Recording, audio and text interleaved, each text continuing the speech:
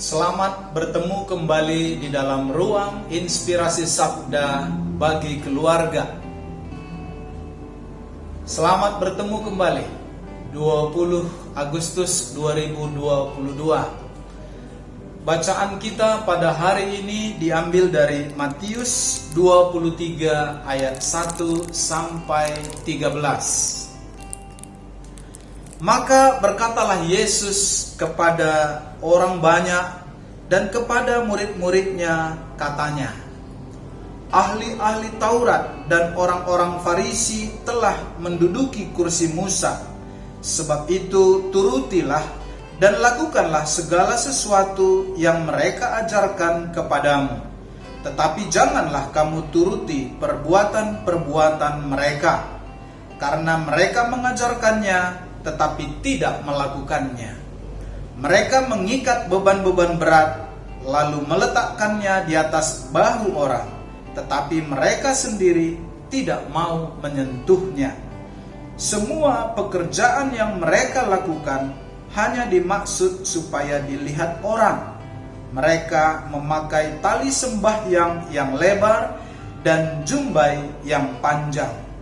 Mereka suka duduk di tempat terhormat dalam perjamuan dan di tempat terdepan di rumah ibadah. Mereka suka menerima penghormatan di pasar dan suka dipanggil rabi. Tetapi kamu janganlah disebut rabi, karena hanya satu rabimu, dan kamu semua adalah saudara. Dan janganlah kamu menyebut siapapun bapa di bumi ini, karena hanya satu Bapamu, yaitu Dia yang di sorga. Janganlah pula kamu disebut pemimpin, karena hanya satu pemimpinmu, yaitu Mesias.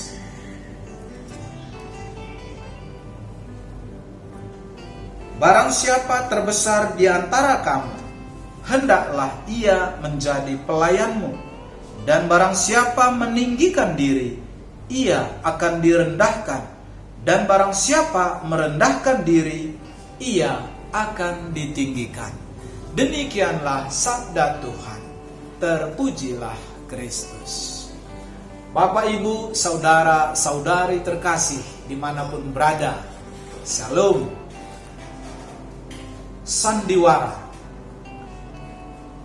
adalah kata yang menarik, menghibur, dan membuat orang suka menontonnya. Sandiwara adalah kata yang tepat bagi ahli Taurat dan orang Farisi yang pandai merangkai kata, membuat orang terkagum.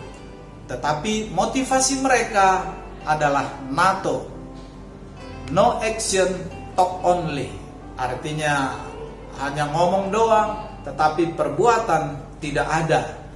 Mereka tahu isi kitab suci, mereka tahu hukum-hukum Taurat, tetapi mereka tidak melaksanakannya.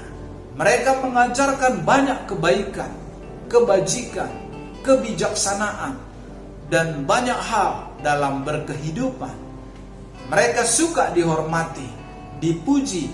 Mereka sangat senang duduk di depan sebuah perjamuan, di sebuah pesta, di pertemuan-pertemuan. Mereka sangat senang jika mereka disambut, dipuji, dipuja banyak orang. Tetapi apa yang mereka lakukan? Yesus mengkritik orang-orang Farisi dan ahli-ahli Taurat. Dalam beberapa hal, ahli Taurat adalah orang yang pintar, orang yang tahu, itu adalah bagus. Tetapi apa yang dilakukannya, inilah yang menjadi kritikan yang disampaikan oleh Tuhan Yesus pada hari ini. Maka Tuhan Yesus tidak hanya mengajarkan, tetapi menghidupinya, mempercayakan bahwa melayani adalah tugas seorang pelayan. Nah, sekarang kalau kita lihat dalam keluarga kita sebagai bapak, apakah hanya mengajarkan dengan kata-kata kepada anak-anaknya? Nah, gereja kamu, apakah dia ke gereja? Nah, kamu berdoa. belajarlah nak. Wah, apakah dia juga ikut membuka buku, membaca buku, bertanya tentang keluh kesah anaknya, atau hanya berkata-kata seperti ahli Taurat dan orang-orang Farisi? Demikian juga seorang ibu. Ya, syukurlah ibu kita baik di rumah.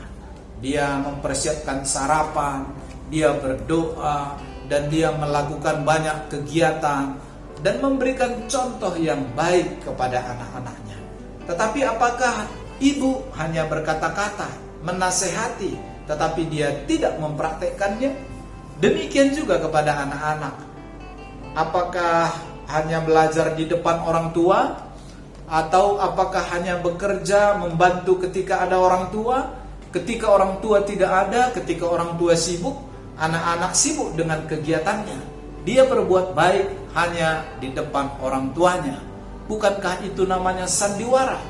Bukankah itu namanya ahli Taurat dan orang Farisi yang hanya baik di depan mata, tetapi tidak menghidupi dan melakukan firman Tuhan?